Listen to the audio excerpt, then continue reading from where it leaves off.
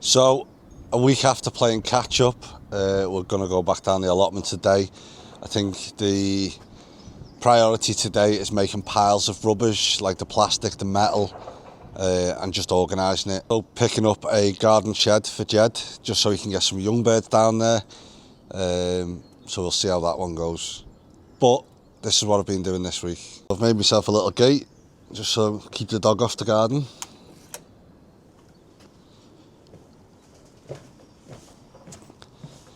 And I've put the sleepers in here.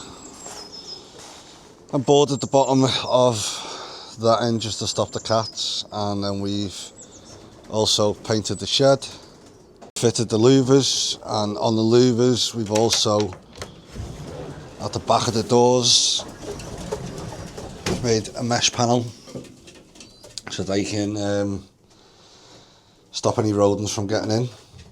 We've also fitted electrics so the ETS can work. I have two cocks fighting in here, so what I've done is I've opened the boxes up. One of my club mates, Tony, said just open the boxes up and it'll stop them from getting blocked in and fighting. Here's one of the cocks there. So up to now it seems to have worked. We've also fitted these bob wires instead of the existing bob wires. Obviously, you know, you can lift that up, but then these are individual as well. And we've made internal doors, well, I've made internal doors on every section so that we can open it up, the birds can look out. So this is the young bird section. As you can see, they're doing alright. Droppings are alright.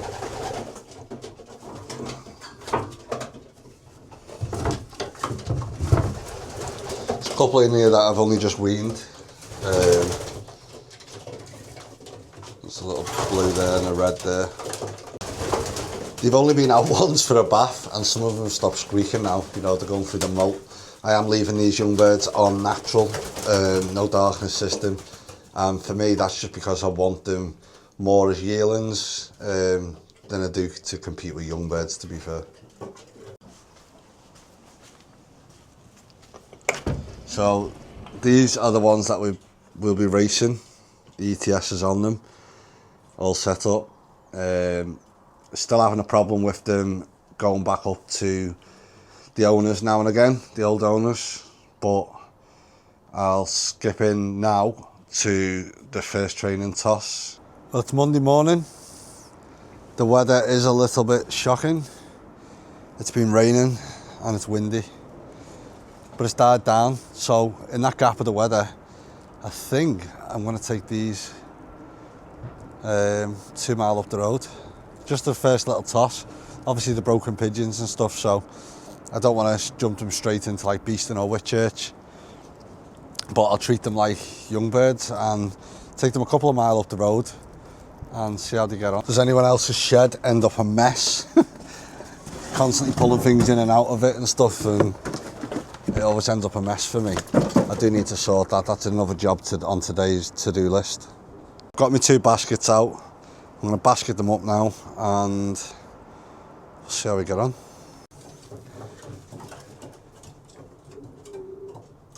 So there's 17 birds in here, but obviously one of them's the trapper. So I'm going to basket the cocks in one basket, the hens in the other basket. I'll do that now. There is one I'm unsure of, whether it'll come back or not. But I am going to try him. He's only recently been broken into here. But he will go back to the other house, if anything. So there's a cock that'll do that, and there's a hen that are pretty much, unless she follows the batch, I think she will also go back to the old owner. But these should come back. They've been flying around. They are now and again venturing up to the previous owner, but we'll see. So that's that.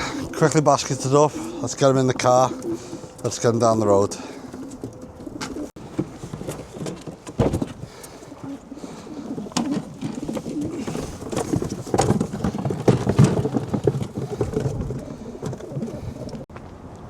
Still a little bit windy. See if the gate opens. There you go.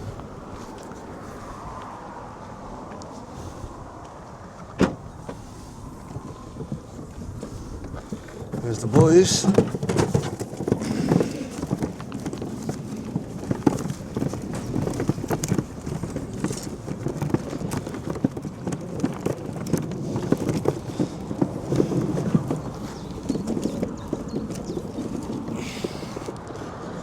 There's the boys.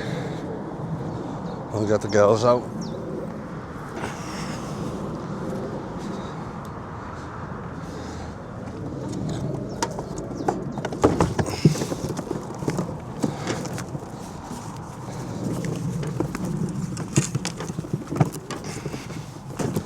Baskets look tiny here.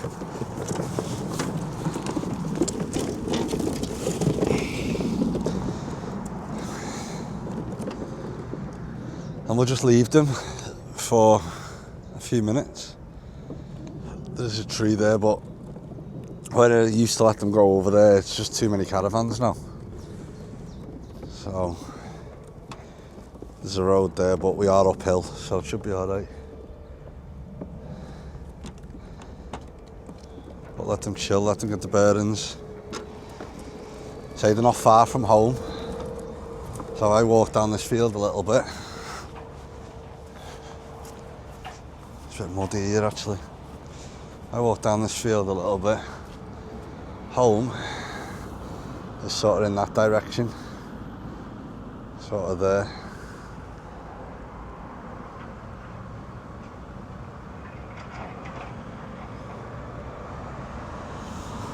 So it's been a few minutes. I'm going to wait for the clear patch of traffic. I'm going to let them go. Granted, they're probably not going to want to come out these baskets, but there we go, straight away. Some of them have never been in a basket.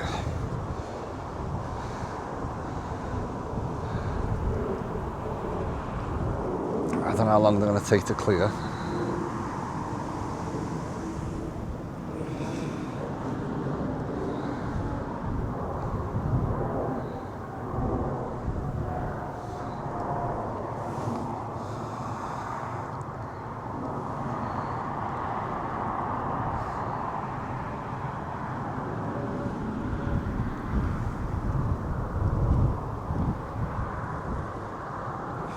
Could take them a while to clear these, to be fair, but there's two not flying with the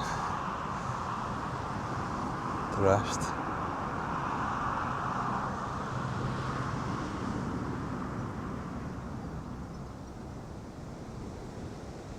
And they've gone. That surprised me. Out because some of them are unraced and some of them are untrained. That will beat them back.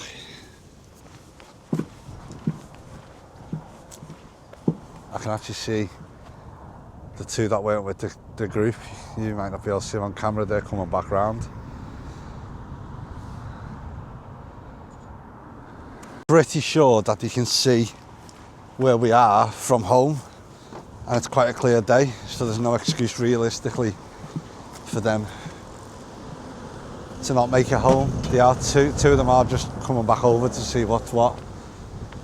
So they're the two that probably won't make it home anytime soon, if they make it home. It's been a few minutes now and there's no sign of them coming back over, so I'm gonna head back and see how long it takes them to come back, whether they're there, whether they've gone back to the owner, the old owners, or whether they don't make their way home. Time will tell.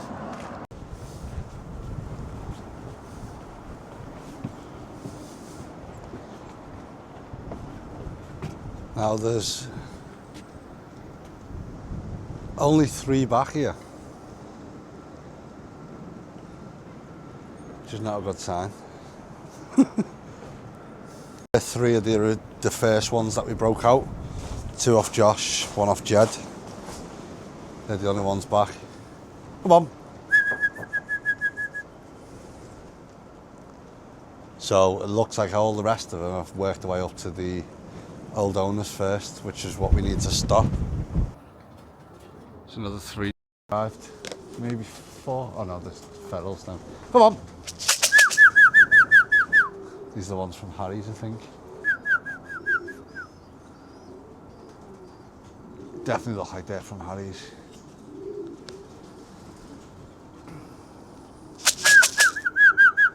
Come on! Come on!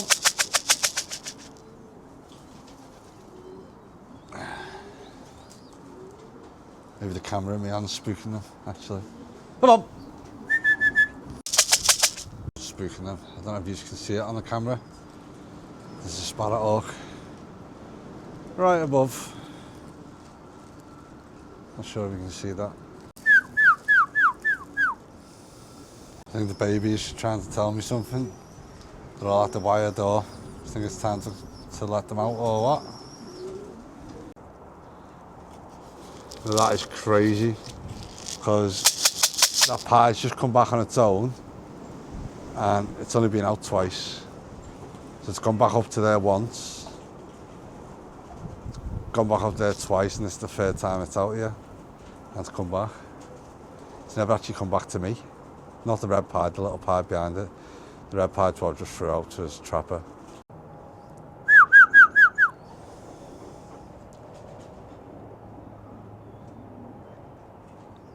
Well, that's been a long day. It's took a couple of hours for some of them to come back. 3 beat me back, then another 3 turned up 10 minutes later, another 1 turned up, and then another 1 turned up, and then the rest of the Jeds then come back in 2 lots. We just had the last one back, so it's taken some of them all day to get back, but they are all back. So I'm cutting the food down a little bit. I think to try and get them to come back here. So I'll loft fly them tomorrow, weather dependent, and then I'll take them the day after. Or I might loft fly them in the morning and then take them training in the evening, because if I loft fly them here, they're not going back. Training toss was last week. They've had 2 more since then. And obviously the first race was this weekend and we didn't send, so we're sending next week. Give them a little bit more time, there's no rush. It was double Hereford, so there's no rush. Still breeding. Silver's back down on 2. We've got one of the Ronnie Dodd pigeons down there, one in the corner of Ronnie Dodd's. So the Silver's 2nd round, this is 2nd round, this pair's 2nd round, 2nd round. I've just weaned their young ones off. I think, judging by, alright girl, judging by this one, it's going to be a saddleback. It's not enough all white.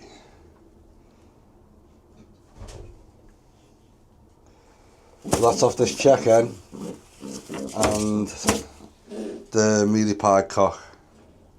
Only one thing now, they are loving this homoform, and so I just keep filling it up. Same with the grit, the redstone and the black minerals. They're absolutely loving it. I do really like her, you know. I believe she's the old Barker Lines, the silver hen. So yeah, that is a little catch up on what I've been doing at home. Also, as people know that have seen my previous videos, I grow food for people in need. So I've been working down the allotment, on the growing allotments, getting stuff ready, planting seeds, and we need to get the potatoes in this week as well. So it's just all go. It's my busy time of year with the growing food for people in need, and obviously pigeon racing started. So gonna show what we done last week at the allotment.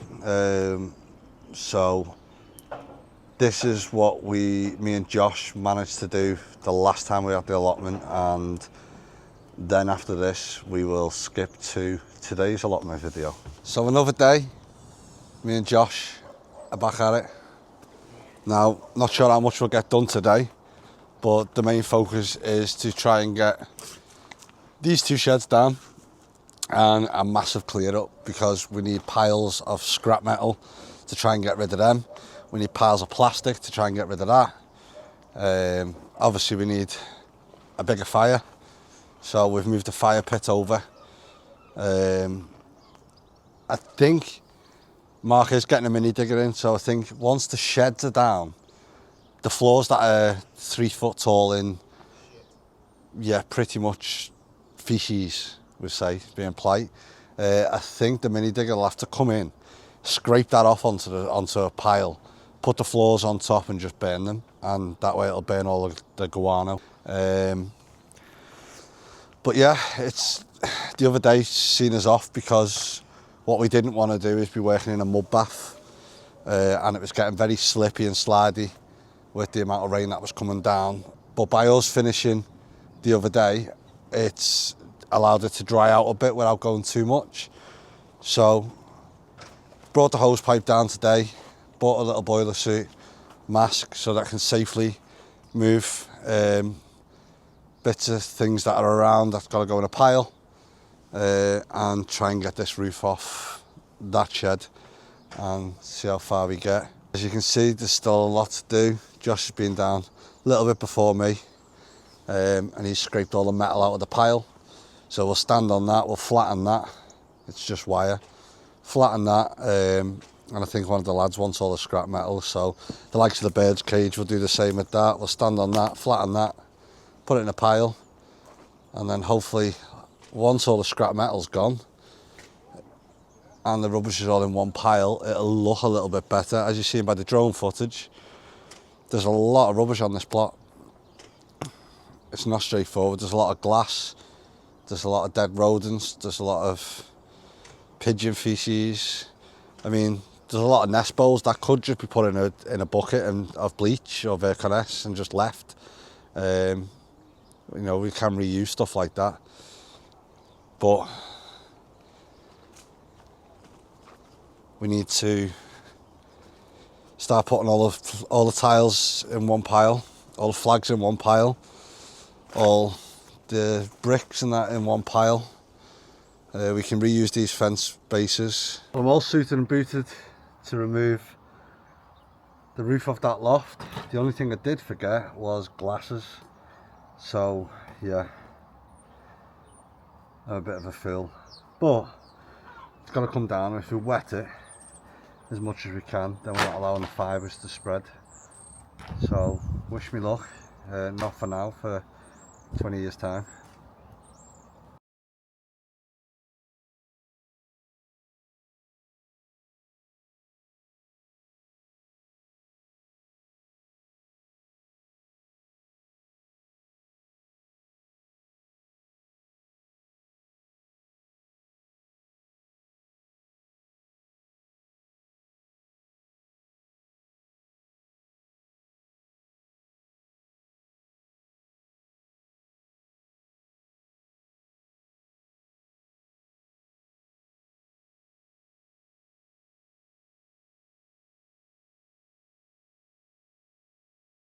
Ready to come down.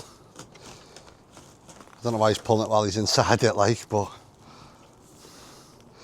it does look like Josh does all the work here, but I can assure you, it is true. it's not. I can assure you, I do get stuck in. Yeah, I do get stuck in when I'm not filming. I do stop to film, and Josh can't moan because he's there watching these videos overnight with his missus telling him off. She's sick to death of my voice already. It's like she's turning the lecky off and everything because he's sit there. He's rewatched the thing. How many times did you say you've rewatched the last video? 5 or 6. 5 or 6 times. So, you know. Quite sad, really. He is enjoying it. He's enjoying the journey. He's enjoying watching himself back on camera, which I cringe when I'm watching myself back on camera. But he's enjoying it, and that's what it's all about, isn't it? We're having a laugh down here. We're getting stuck in. We're learning little bits off each other. I know that sounds mad at this stage, but you know, Jed showed Josh how to take a shed down properly. But we are learning a little bit and we're having a crack while we're doing it, and that's what it's all about. It's about just like, you know, getting stuck in, having a laugh, getting the job done, and at the same time it's just, oh, that's glass. Not taking life too serious. I'd take the glass out first. I am. Sure, She's got no gloves on. Take that other panel off first before we even tackle that one. Which other panel? That one. It's already out, isn't it? Yeah, what do you take out?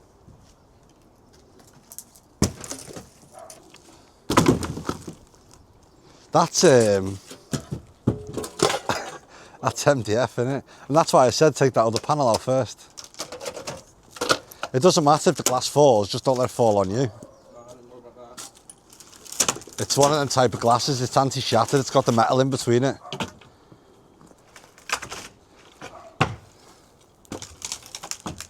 It like falls in panels, doesn't it? Because the metal. Just leave it there, I'll put it on now.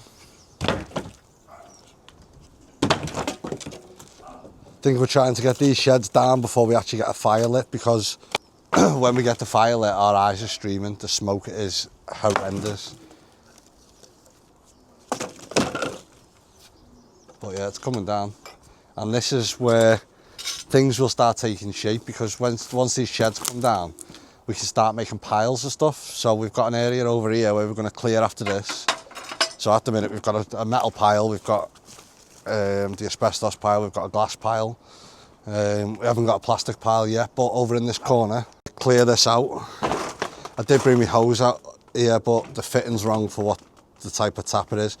So I'm going to change that tap to be able to accommodate a proper hose fitting.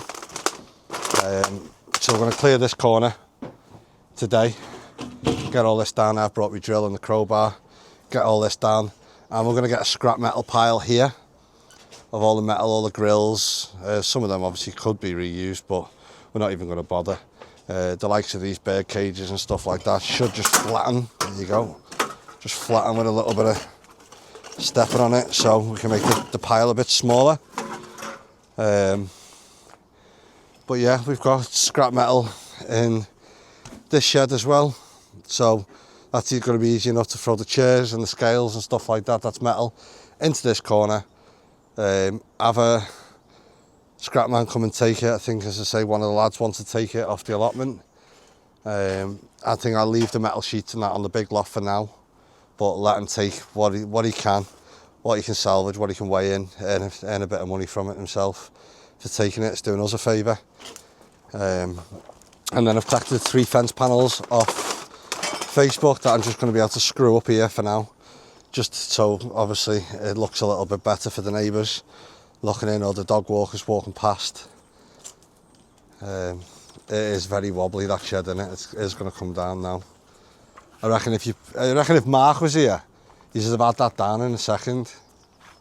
Oh, shame he's not here then, isn't it? Yeah, but you know, he doesn't like to come often, does he? No. But when he comes, I've got to give him his due. He gets stuck in that pile of droppings that stinks. It's 2 separate sheds, that, or it's separated?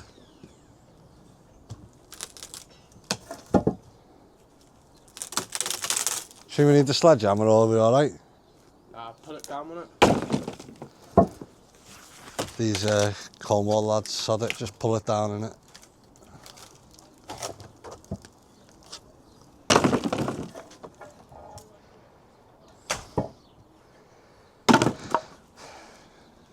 There's a lady on here that watches this, that these were all her dad's sheds. I think they gave them up 30 years ago. So a shout out to Olivia. My concern is the back of this shed is the fencing for next door's plot. If that's the case, then what we'll do is we'll use some of the metal sheetings that we've got there and up there to sort of just put a temporary fence up. next door did say that they can get Harris fencing and stuff, so they can make a fence. But I mean, the size of the pigeon loft there, it's pretty much a fence in it. There is another pigeon loft behind here, I believe. So there's only this corner that's an issue. I'll tell you what, there's nothing wrong with Josh's grafting, that's for sure. Like some of these young lads, they don't want to get off an Xbox or a PlayStation. Oh, I can't stand that. But Never let me have one. yeah, and I agree with it. And I was saying this on one of my videos the other day.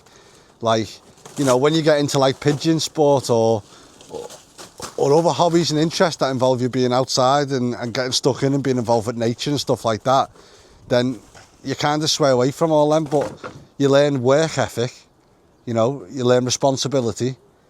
There's a lot to learn from like keeping racing pigeons or having a hobby where it involves animals like bird keeping and stuff. It's rubberised, isn't it?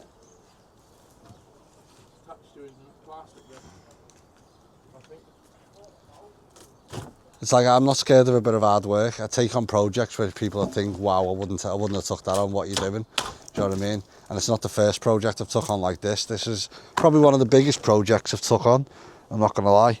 But like some of the projects that I've took on for growing food for people in need, the allotments have been 6 foot high in bramble and stuff, and yeah, you get cut to ribbons. I think Mark's only done one day on here, and he texted me saying, look at all the cuts and scrapes all over him. You know, I always have said, and I do strongly agree, that you do learn like skills from keeping like racing pigeons. So you're always messing around building lofts, you're always messing around in the garden, like, so you learn a bit of gardening, you learn a bit of DIY, a bit of woodwork, even down to electrics, putting sockets and lights and that in your shed, sockets for the ETS and stuff. You're learning skills because, rightfully speaking, like a lot of us haven't got the money to be paying tradesmen to go and do these jobs, so we have to go and do them ourselves.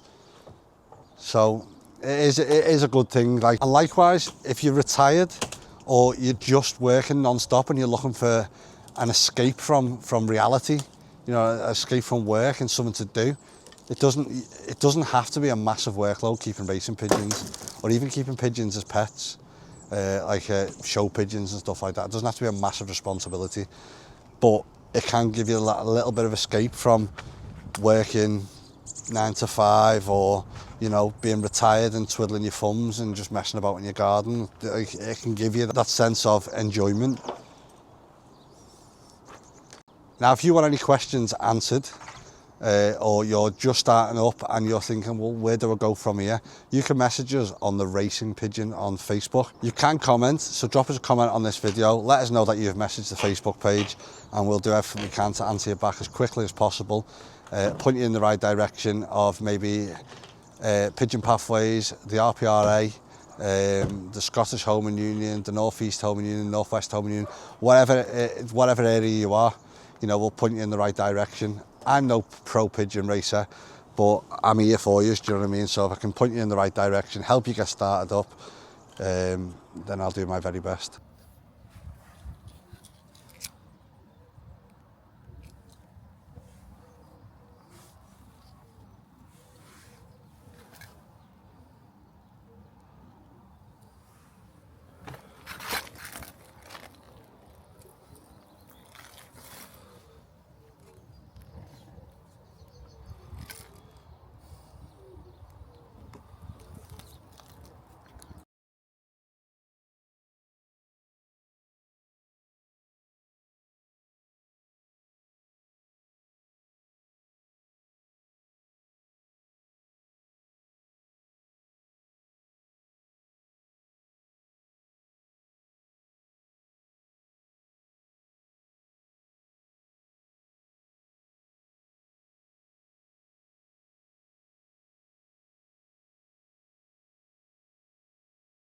So this loft is down now and it's exposed and there's no fence behind, it's just a neighbour's pigeon loft. So I'm going to have to tell him because the pigeon lofts are really crumbling at the back, as you can see. If I gently come over here, because I don't want to think, there's a piece of metal there, but anything could actually get through that.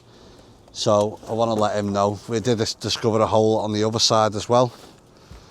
But we're just slowly burning stuff. We're actually live on YouTube on there now, so you that are watching are getting there behind the scenes. But yeah, the next job for us while we wait for that to burn is to clear this corner. As I said before, clear this corner and just get all that into one pile for the metal. And then I brought some fence panels over that I got off Facebook for free. I'm just going to screw them up here today, just so we've got some sort of security. Stop kids coming in and getting injured and stuff. So me and Jed just went and picked up the shed.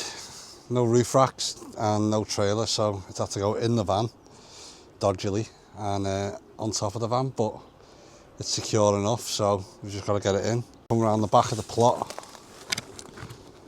to lift it over, rather than carrying it from the very bottom of the plot up to the middle. You can see how much stuff really is here. It looks terrible on that. Oh, what a day. But yeah, you can actually see the back of this loft now as well, and how bad it actually is. The sheets are solid, but all that's full of woodworm, the rot. And if you step back, you'll see the state of the roof as well. It's just piled on. There's a scooter on top of there. Tin's just piled on. No fence at the back. So obviously that can't come down yet until we've got some sort of fence up, perimeter fence. Plenty of nettles here. They'll do well for the pigeons. Bit of nettle tea. I don't know. Hey? There's us trying to clear the plot and then Jed's bringing stuff in already. I can smell singed hair. Okay. Like singed feathers maybe.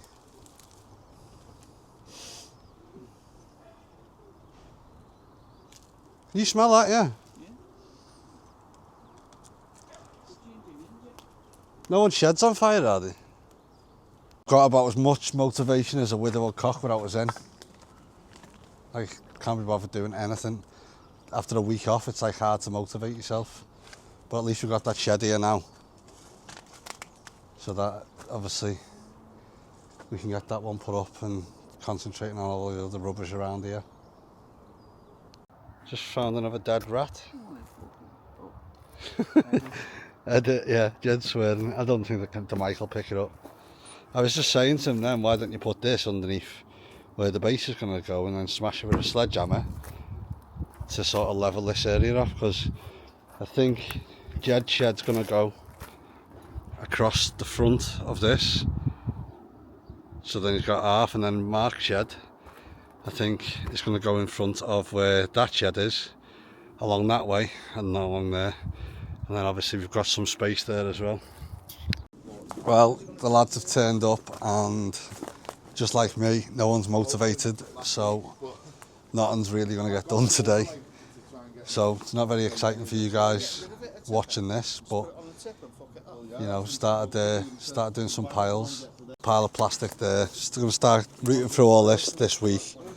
Get all the plastic on here. Get all that plastic from over there. Here we've got the metal pile in the corner over there. Jed's putting his lofts, as I said, from sort of this distance here to right up there, and then along there. And then Mark's putting a 24 foot from this side here, from where these posts are coming out, these fence posts. They'll be coming out to square this off, because this is on an angle, this, so square this off. Put 24 foot along there, facing that way. And we'll be putting a gate in the corner, so then we'll have a walkway that'll come in here, and then along up the walkway. Mine will be straight on. Then where this gap is with the shed here, we'll have a gap to walk down there. Mark's will be on that side, Jed's will be on that side, and mine will be straight on. So mine's going to be the biggest task, getting this down and sorting stuff out, but I'm in no rush. I'm in no rush at all. I've got a racing loft at home. I'm in two minds whether to put distance pigeons over here or just like stock pigeons, I don't know. But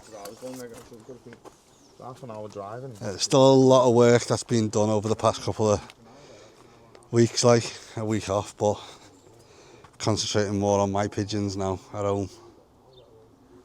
Hopefully Jed will be coming over tomorrow, I think he said, to clear some of this area, just so that he can get his shed up and get his young birds up, and then obviously when the digger comes in they can get these tree roots out. Might be worthwhile hiring a digger first before the guy comes in to level it all off, to sort of drag all this off onto a pile and maybe drag these down, and be able to fix the fence by using the digger just to pull it back a bit and then put some new poles in. So I don't know yet, I don't know what the plan of action is, but these videos will slow down a little bit as in regards to the allotment progress, but then I'll be keeping update with the racing progress and seeing how I can come from the bottom of the sheet, maybe working my way up a little bit with these broken in pigeons. But yeah, I didn't send this week, as I said. They're still pissing off up to Harry's and Jed's. But yesterday, first time out, over the weekend, I let them out in the evening. They flew for 25 minutes, they didn't go anywhere and they come back in. So hopefully it's starting to switch with them, but who knows, this week I'll get some training in with them. I'll just send them and just see how they get on. I'm not looking for any sort of results out of the broken pigeons. But what I'm looking for is maybe the pigeons to keep coming, just so I can keep sending them till young birds. So I vaccinated all the young birds yesterday, stamped them all. And I've got more pigeons obviously ready to wean over the next couple of weeks. I have days like this where you're just not motivated to do anything. I don't think I've had enough Red Bull. But yeah, so with not much done down the allotment, I've got to do some work on my own birds.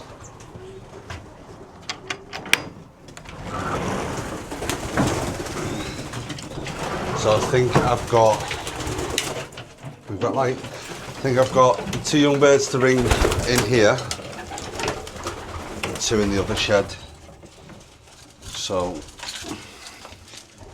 got my rings, got my book, got my pencil, and it is box 6. So we're going to be going for the second round, 47, 48 I think that was. No, I'm lying, get it right, 38 and 39. Got the rings mixed up on this one, so it doesn't help.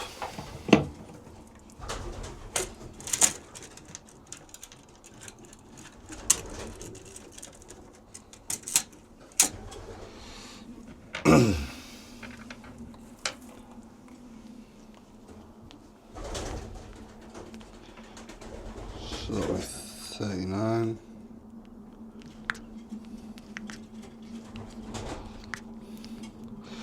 This year I've been quite fortunate to not have any slipped nest, but I'm leaving them a bit later. I'm leaving them to about this size before I ring them.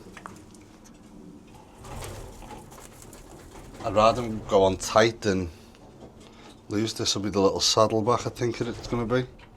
Well, it's going to be heavy pied, that's for sure.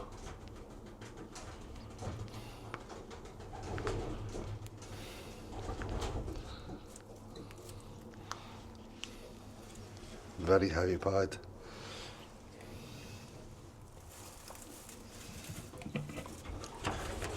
So that's another job done. Got to go over to the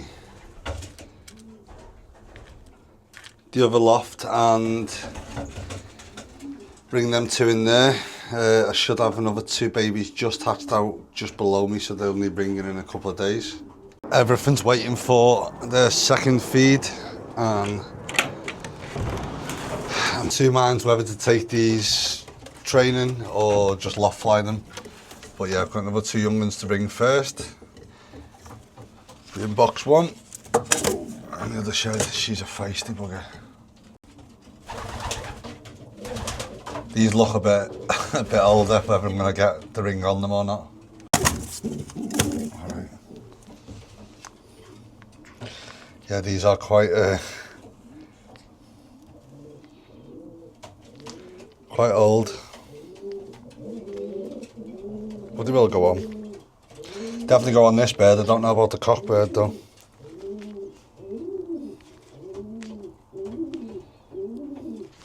That's that one on.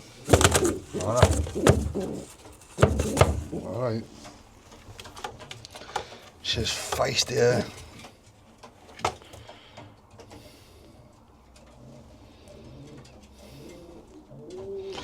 Another day and I'd definitely not got these on. Sweat it a little bit.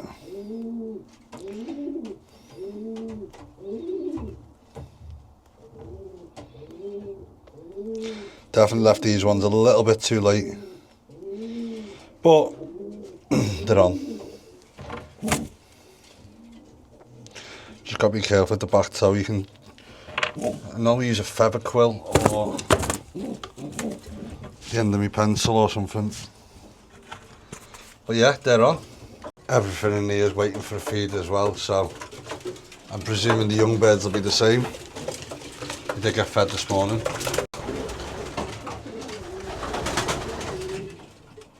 They look alright then. But yeah, I'll get these fed now. Get the breeders fed and then see if I'm going to take them training or not.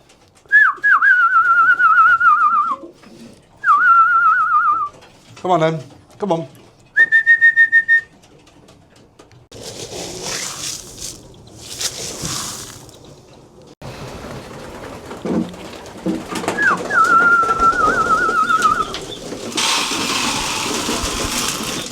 Come on.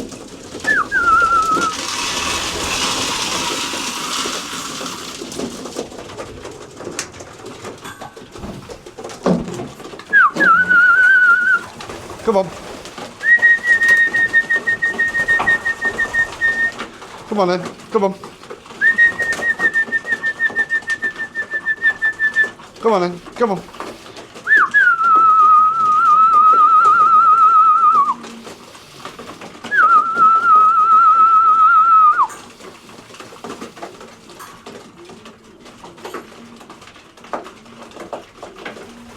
These are a couple of birds that have finished breeding now, and 2 of the hens that we were breaking in. One come back a little bit flown out, one come back with flights missing. So these are just staying here now, build them up a little bit, let her flights remain, and then get her trained up and see what she does. She's finished for the season or not. Just noticed a couple of eggshells on the floor.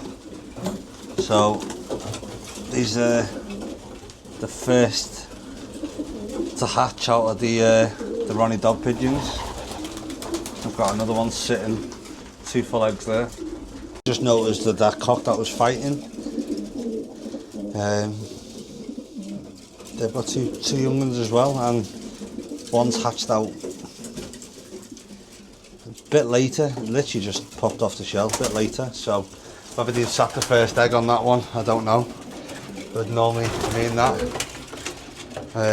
That's a 2018 Neville and Rung, I think out of the G Logo. Coleman hound. This is from Ronnie Dodds. It's only got 1 full egg, but it's paired up with the P&D stud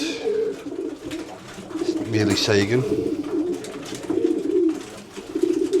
Hens were heavy, so I should have really put them on a diet, but I was rushing them, so it's taken them a bit longer to go down.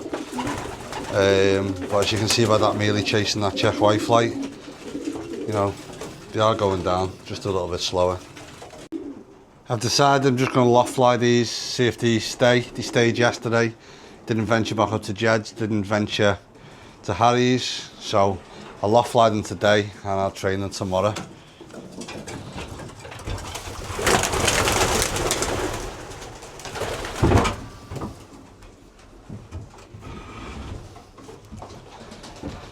I've always got a mealie that comes out and lands straight there. You always have to chase her off.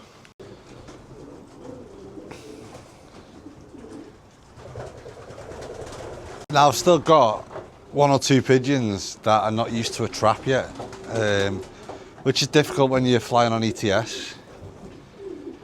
And they just won't break to it. Like they've gone in it once or twice, but that's it. They won't take to the trap at all. But they've been used to being flown before on a T3 and just through an open door.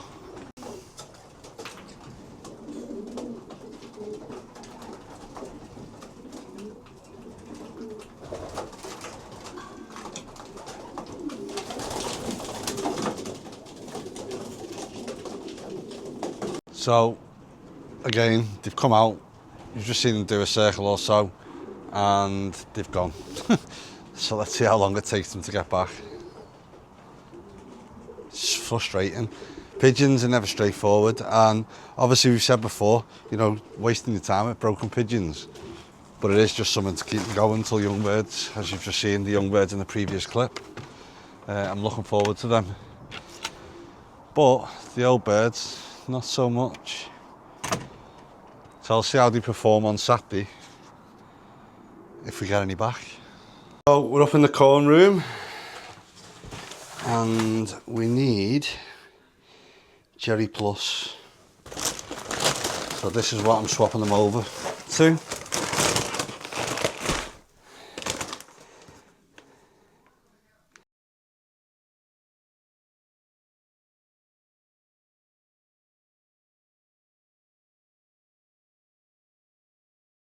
So that's it, we've got pound and ounces, and we need to get this to 17.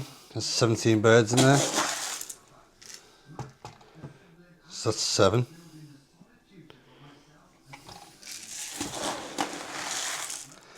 I'm using a small jug just to see if there's enough to fit 17 ounces in there, to be fair. 13, there isn't. So I need my other jug. I normally use the fluid ounces as a sort of guide, a rough guide. So I just want to see how far off I am.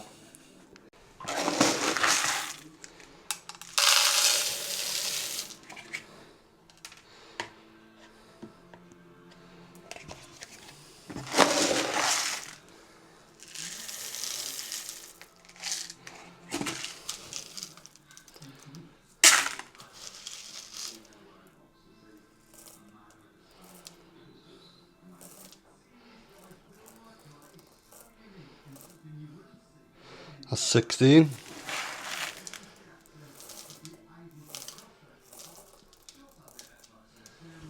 So looking for 1 pound, 1 ounce. There's 17. So we'll have a little look on the jug now, see how far off I am. Been getting 20, and we're just on 20 fluid ounces now. Obviously this depends on the weight of the grain and the size of the grain. Put a little mark on there, 17. Obviously I've tilted the jug now. 17 ounces, so that's enough food for 17 birds if you feed them an ounce a day. However, also feed a quarter of an ounce in the morning. So we need 119 grams of this for 17 birds.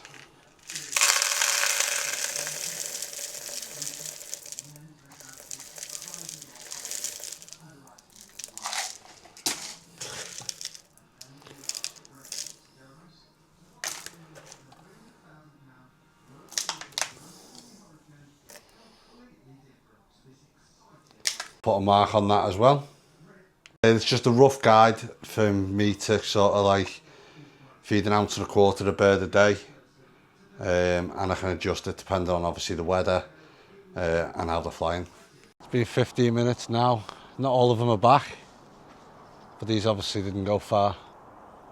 Been flying for 15 minutes around the house. They went off, and as I put the camera down, they come flying back over. So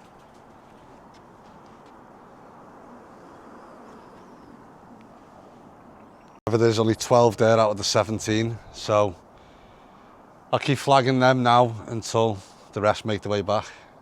It's not really what I want to be doing, is scaring them off, but it's a week now till racing and these need to get fit, so I gently flag them. So typical pigeons, it's only 14 back out of the 17, so I'll give them I'll weigh my food out up to me 17 ounce.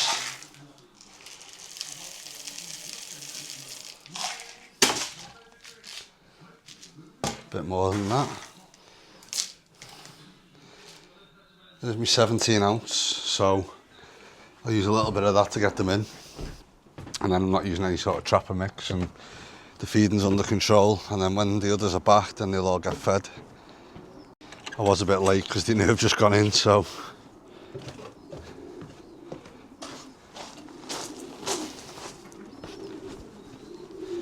I want to try and get them all to trap through the trap rather than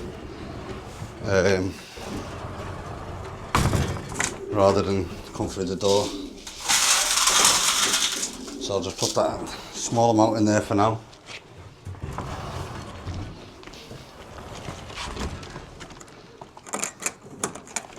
Come on. Come on. Come on.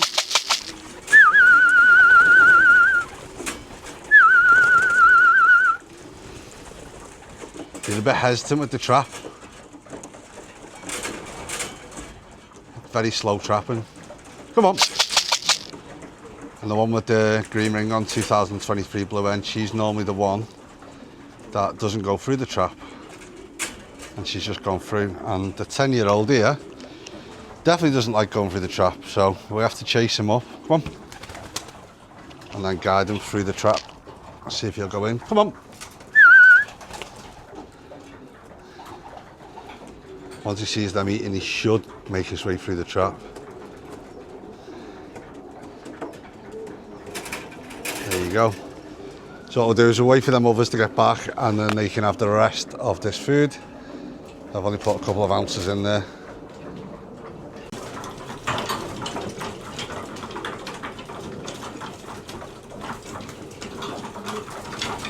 What I might start doing is keeping them free in and letting these ones out, letting these fly, and then let them free out on their own.